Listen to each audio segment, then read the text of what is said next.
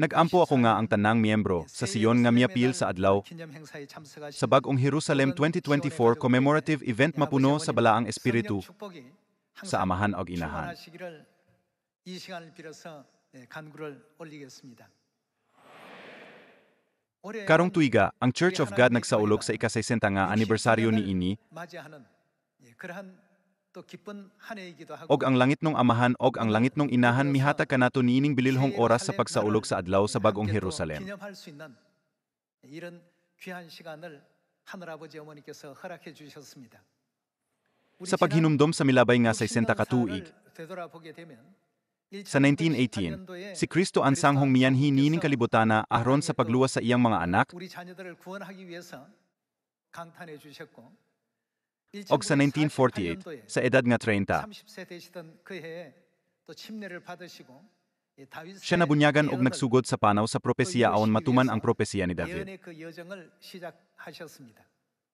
그러다가 Dayon, niadtong 1964, opisyal niyang gitukod ang simbahan. 정식 이제 그 교회 설립을 Gamit ang ngalan nga Church of God 교회 alang sa signboard 하나님의 niini. 교회라는 공식적인 이와 같은 그 이름을 Ang buluhaton sa ebanghelyo, sukad niadtong 1948 gipanguluhan 48년도부터 또 진행되었던 sa pagkatukod sa simbahan niadtong 1964. Og kaon atong gisaulog ang ika-60 nga anibersaryo niini. 60년을 또 맞이하게 되었습니다.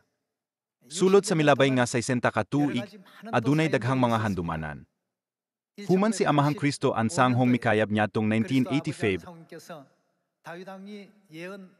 human makumpleto ang Train 37 katuig nga propesiya sa trono ni David, ang langit nung inahan nangulo ni ini nga ebanghelyo.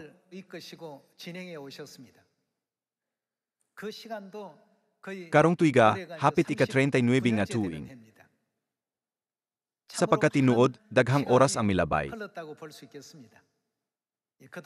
Hangtod karon, ang Church of God nakatukod og labaw sa 7,800 ka siyon sa 175 ka mga nasod og gibanabana nga 3.7 ka milyon nga nawala nga mga kaigsunan ang mibalik sa siyon.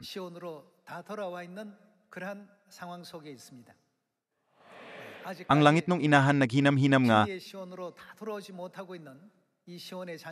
naghula sa mga anak sa Siyon nga wala pa makabalik sa Siyon sa kamatuoran. Tungod kay ang tanang mga anak sa Siyon nakadawa sa balaang espiritu, sa ulahing ulan niining tuiga nga kasaulogan sa tabernakulo, ako mohangyo kaninyo sa pagsangyaw sa ebanghelyo ngadto sa kinatumyan sa kalibutan pinaagi sa balaang espiritu. Karong tuiga, aron mapahimut-an ang langit nung inahan sa adlaw sa bag-ong Jerusalem, ang mga team nga mipasundayag sa Lincoln Center sa Estados Unidos mibisita sa Korea aron moapil. Ang mga miyembro sa pamilya sa Siyon gikan sa Mongolia, Japan, Malaysia, og India nagkatigom usab dinhi aron sa pag-apil karon.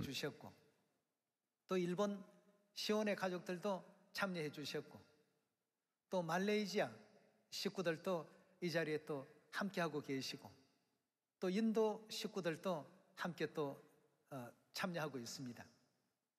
Nagatuo ako nga ang tanang mga anak sa Siyon sa tibok kalibutan mohatag og himaya. Pasalamat og dungog ngadto sa amahan og inahan pinaagi sa adlaw sa bag-ong Jerusalem commemorative event karong adlaw ubbaan sa ilang maayong tuyo sa paghimaya sa amahan og inahan. Nagatuo ako nga ang amahan og inahan mohatag sa balaang espiritu sa tanang panghitabo nga giandam sa mga anak sa Siyon alang sa tanang miyembro.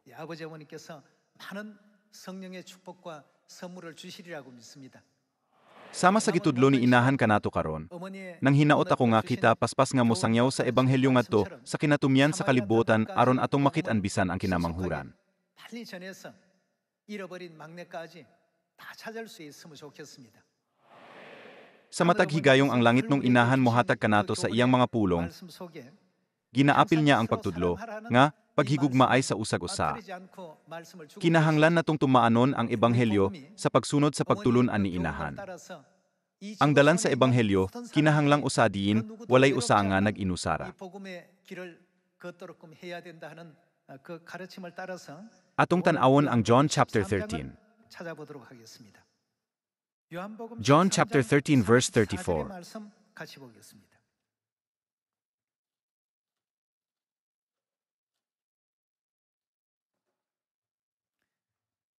Maghatag ako kaninyo bagong sugo, paghigugma ay kamo. Ingon nga ako na higugma kaninyo, paghigugma ay usap kamo kung maghigugma ay kamo. Mahibalo ang tanan nga kamo akong mga tinunan.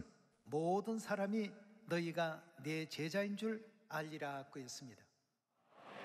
Ang Dios naghatag kanato sa pagtulonan, usa ka bagong sugo, nga mao, ang bagong kasabutan, akong gihatag kaninyo, paghigugma ay kamo sa usag-usa. 교훈의 말씀이 계셨습니다. May rason nga nung gilakip sa Dios ang terminong gugma sa bagong kasabutan. 이 표현을 담으신 데는 이유가 있습니다. Sa 1 John chapter 4, giun sa paghulagway ang Dios. 하나님은 뭐라고 표현했습니까? Kini nahisulat, ang Dios gugma, 사랑이시라고 하셨고 og ang tanan sa kalibuotan, kinahanglang musundog niya na nga gugma. 닮아야 되겠습니다. 지금은 Sa 보면 pagkakaron, ang Ukraine og Russia anaa sa gubat sa Europe, 우크라이나와 러시아가 전쟁을 하고 또 중동 지역에 og ang Israel og Hamas anaa sa gubat sa Middle 이스라엘과 East. 하마스가 전쟁을 하고 전 세계 Diin ang mga tao kulang sa gugma sa langit nung inahan, 사랑이 부족한 그러한 지역들마다 ang mga panagbangi mutungha tungod sa dili pagsinabtanay, 또그 이해하지 못하는 가운데서 서로에게 피해를 입히는 ug ang trahedya nga mga panghitabo, sama sa gubat mahitabo diin hiong didto. 곳곳에서는 벌어지고 있습니다. Hinuon, ang Dios ingon nga naglamdag sa tanang mga tawo sa kamatuoran nga, kinahanglan nga maghigugma ay kita. Ug usa sa labing importante nga mga pagtulunan nga gihatag sa langit nung inahan nga to, sa tanang mga anak sa Sion mao ang paghigugma ay kamo sa usag-usa, dili ba? Atong tan-awon ang 1 John chapter 4. 1 John chapter 4 verse 7. 함께 보도록 하겠습니다.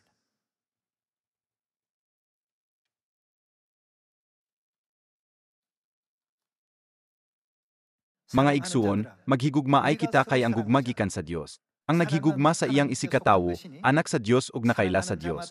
하나님께로서 나서 하나님을 알고 Ang wala maghigugma sa iyang isikatawo, wala makaila sa Dios kay ang Dios gugmaman. 하나님은 사랑이시라고 이렇게 Kini ang gitudlo kanato sa Biblia. Ang tibok kalibutan kinahanglang mahisama sa kinaiya sa Dios. 그대로 닮아야 되겠습니다. Dili ba gihatag sa Dios sa iyang mga anak ang bagong kasabutan o gitudluan sila mahitungod sa pagkadiyosnon, pagsakripisyo, ug paghigugma nga nakatago sulod sa bagong kasabutan awon sila mahisama kaniya. 이런 것을 전부 배우게 하신 것 아니겠습니까? Tungod kay ang Dios gugma, sa dihang gipadayag ang bagong kasabutan, siya nagbilin kanato sa mga pulong. Paghigugma ay kamo sa usag-usa, isip usa ka kasabutan og sugo. Unya, pinaagi ni ini nga gugma, unsay tuyo sa Dios nga matuman dinhi kanato. Pangitaon nato ang laing verse sa Roma chapter 13.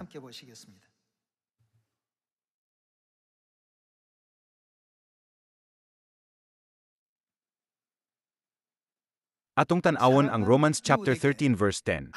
Ang nahigugma sa iyang isikatawo, dili makahimog daotan ngadto sa iyang isikatawo. Busa ang paghigugma mao ang katumanan sa balaod. Adunay daang kasabotan ug ang bagong kasabotan. Unsa ang iyang giingon nga katumanan sa tanang mga kasabotan? Tungod kay si Kristo miyanhi nining kalibutana aron sa pagluwas kanato pinaagi sa iyang unod ug dugo. Kita makasulod ngadto sa kamatuoran sa bagong kasabotan nga pinaagi ni ini. Kita malingkawas gikan sa atong mga sala, makadawat og bagong kinabuhi, ug makaangkon og kinabuhing dayon, dili ba? Ang Dios nagtudlo kanato nga ang gugma mao ang katumanan sa balaod. Bago lang, naddaawat nato ang balaang espiritu sa ulahing ulan pinaagi sa kasaulogan sa tabernakulo. Taliwahla sa mga panalangin sa balaang espiritu sa ulahing ulan, adunay daghang mga hiyas. Atong tan-awon ang 1 Corinthians chapter 12 verse 4. Atong tan-awon ang chapter 12 verse 4. May nagkalainlaing mga hiyas apan, maurang espirituha ang naghatag niini. May nagkalainlaing paagi sa pag-alagad apan, maurang ginuuha ang gialagaran. Dinhi ang hiyas, nagpasabo sa mga gasa sa balaang espiritu. Atong tanawon ang verse 5. May nagkalainlaing katakos sa pag-alagad apan, usara ka Dios ang naghatag og katakos sa tagsa-tagsa. Adunay mga butaang nga nagpaila nga ang presensya sa espiritu anaa sa matag usaa ug kini alang sa kaayohan sa tana. Ang espiritu naghatag ngadto sa usaa ka tawo og mensahe sa kaalam, samtang sa uban naghatag siya og mensahe sa kahibalo. Usa lamang ka espiritu ang naghatag og pagtuo ngadto sa usaa ka tawo, samtang sa lain naghatag siya gahom sa pag-ayo sa mga masakiton. Ang espiritu naghatag ngadto sa usaa ka tawo og gahom sa paghimog mga milagro. Sa laing tawo gihatag niya ang hiyas sa pagsulti sa mensahe sa Dios og sa lain pagayod ang katakos sa pag-ila sa nagkalainlaing espiritu. Sa usaa ka tawo naghatag siya hiyas sa pagsultig lahi nga mga pinulongan og sa laing tawo naghatag siya hiyas pagpasabot sa kahulugan sa maong mga pinulonga. Apan maurang espirituha ang naghimo niining tanna. Gihatagan niya og nagkalainlaing hiyas ang matag tawo sumala sa iyang pagbuot. Mopadayon kita sa verse 29 aron makita ang dugang baahin sa balaang espiritu. Atong tan-awon ang verse 29. Dili silang tanan mga apostols o mga propeta o mga magtutudlo. Dili ang tanan may gahom sa paghimog mga milagro o sa pag-ayo sa mga balatian o sa pagsultig mga lahi nga pinulongan o sa pagpasabot sa kahulugan sa maong mga pinulonga. Busa tinguhan ninyo ang mga hiyas nga labi pang importante. Apan ang labing maayo sa tanan, mao kining mosunod nga paagi. Mopadayon kita sa chapter 13. Sa chapter 13 verse 1, ang Dios nagpahibalo kanato nga ang gugma mao ang labing maayong paagi. Mahimo nga makasulti ako sa pinulongan sa mga tawo ug bisan sa mga anghel. Apan kon wala ako'y gugma, samara ako sa sabanga agong ug sa piyang-piyang nga nagtaginting. Bisag may hiyas pa ako sa pagpadayag sa langitnong mensahe, makabaton sa tanang kahibalo ug makasabot sa tanang tinago. Bisag may pagtuo ako nga makapabalhin sa mga bukid, apan kon wala ako'y gugma, wala ako'y kapuslanan. Bisag ipanghatag ko pa ang tanan nga anya, kanako og ipasunog ang akong lawas apan kon wala ako'y gugma, wala kini kapuslanan. Ang gugma mapailubon og maluluyon, dili kini masinahon o tigpanghambo. Ang gugma dili mapahitason o bastos. Ang gugma dili mamugos sa kaugalingong kagustuhan. Ang gugma dili masuk-anon o madinumtanon. Ang gugma dili malipay sa daotan kundili sa kamatuoran. Ang gugma mo pailub, motu, mulawom og mulahutay gayo. Ang mga pagpadayag sa langitnong mensahe, lumalabay lamang. Ang mga hiya sa pagsultig lahi nga pinulongan mawala og ang kahibalo, mahanaw. Apan ang gugma dili gayod matapos. Ay ang atong kaalam ug ang atong pagpadayag sa mga langitnong mensahe dili hingpit. Apan kon ang hingpit moahbot na, katong dili hingpit mawala. Verse 11. Sa bata pa ako, ang akong sinultihan, pagbati og panghunahuna binata. Apan karon nga hamtong na ako, dili na ako magbinata. Ang atong nakita karon sama lamang sa hanap nga panagway diha sa salamin apan unya maklaro na gayod nato ang tanna.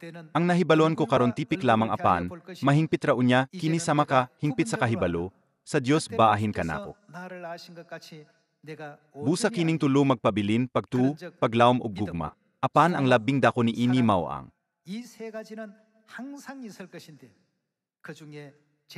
unsa ang labing dako? Gugma. Si amahan og inahan miyanhi niining kalibutana ubbaan niini nga gugma. 60 na katuig sukad na tukod ang Sion nyatong 1964. Kanunay silang nagiya kanato ubbaan sa gugma. Nag-ingon, ang dalan sa ebanghelyo kinahanglan osadiin walay usa nga nag-inusara.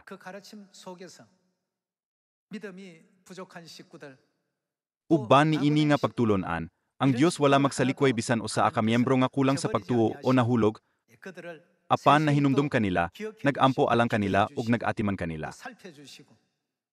Nining paagiha, ang Dios migiya sa Church of God sa pagtukod og kapin sa 7,800 ka Sion sa 175 ka mga nasud sa tibok kalibutan. Mga 3.7 ka milyon ka mga miyembro ang miyanhi nining maayong buhat sa paghatag og mga pasalamat, himaya ug pagdahiyag ngadto sa amahan og inahan sa Sion. Sa ingon, gipukaw kita sa Dios nga ang gugma mao ang labing hingpit nga balaod ug ang katumanan sa balaod nakagamo sa gugma. 모든 율법의 완성은 사랑에 기인한다고 이렇게 일깨워 주셨습니다. Busa ang tanang mga anak sa Siyon, gikan sa kinamanghuran ngadto sa kamagulangan. Kinahanglang motahod og maghigugmaay sa usag-usa aron ang Siyon mapuno sa hingpit nga pagmaya, 서로 사랑을 베풀 줄 아는 paglipay ug pag-awi sama sa gusto ni amahan ug inahan. 언제나 아버지 어머님 Nagatuo ako nga ang Siyon kinahanglan kanunay nga mulanog sa ingon nga walay katapos ang malipayong mga tingog. 그런 시온이 다 돼야 될 줄 믿습니다.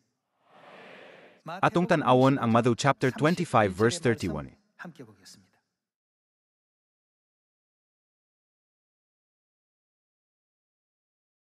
Chapter 25 verse 31. Inig anhi sa anak sa tawo ingon nga hari uban sa tanang mga anghel, mulingkod siya sa iyang haryanong trono ug ang tanang tawo sa kalibutan tigumon sa iyang atubanga. Unya bahinon niya sila sa duha ka pundok, sama sa usaa ka magbalantay sa hayop nga maglain sa mga karnero gikan sa mga kanding. Ibutang niya ang mga karnero sa iyang tuo ug ang mga kanding sa iyang wala. Unya ang hari moingon sa mga tawo sa iyang tuo, dol kamo nga gipanalanginan sa akong amahan ug dawatan ninyo ang gingharian nga giandam alang kaninyo sukad pa sa pagbuhat sa kalibuotan. Ay gigutom ako og inyo akong gipakaon, giuhaw ako og inyo akong gipainom. Dili ninyo ako kailaapan inyo akong gidawa sa inyong mga balay. Hubo ako og inyo akong gibistihan. Nagmasakiton ako og inyo akong giatiman, nabilanggo ako og inyo akong giduaw. Unya mo tubag kaniya ang mga matarong, Ginoo, kanusa man kami nakakita kanimo nga gigutom og gipakaon kanamo o giuhaw og gipainom kanamo. Kanusa man kami midawat kanimo sa among mga balay bisan og dili kanamo kaila o hubo og gibistihan kanamo. Kanusa man kami nakakita kanimo nga nagmasakiton og giatiman kanamo o gibilanggo og giduaw kanamo. Unya ang hari mo tubag kanila, sultihan ko kamo nga sa matag higayon nga maghimo kamo niini alang sa usa, sa labing ubos nining akong mga igsuon. Gihimo ninyo kini alang kanako.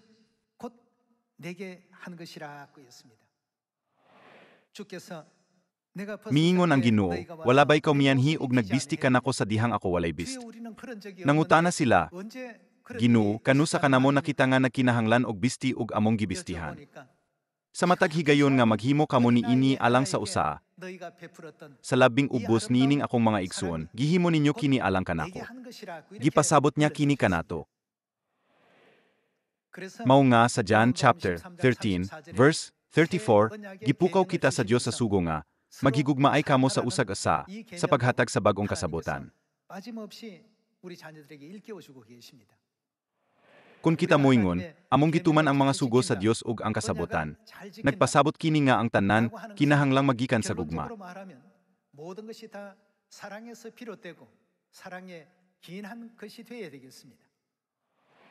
Kay kundili ang tanan, mahimong usa ka lanog nga agong o piyang-piyang nga nagatagingting. Nagpatingog nga walay kahulugan ug nagpuno sa hangin sa kasaba. Busa, kita kinahanglan nga adunay gugma niini. Mauni ang gipukaw ni amahan ug inahan kanato. Karon mao ang adlaw sa bag-ong Jerusalem. Sulod sa kapin sa 40 ka tuig, ang langit nung inahan nag-atiman kanato ug mituman sa tanan ubbaan sa iyang gugma. Dili ba kini ang hinungdan nga ani akita dinhi karon? Karon atong ipaambit ang gugmang punog sakripisyo sa amahan ug inahan sa atong mga kaigsuonan aron ang tanang katawhan o sa gugma imbes nga magkasumpaki. Nang hinaot ako nga ang 2024, mahimong tinuod nga tuig nga puno sa grasya sa pagtuman sa balaod nga gusto sa Dios.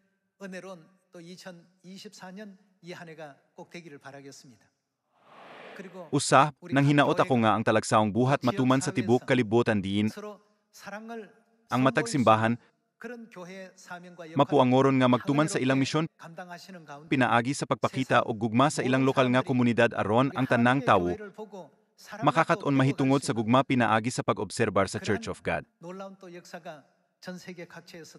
일어나기를 바라겠습니다.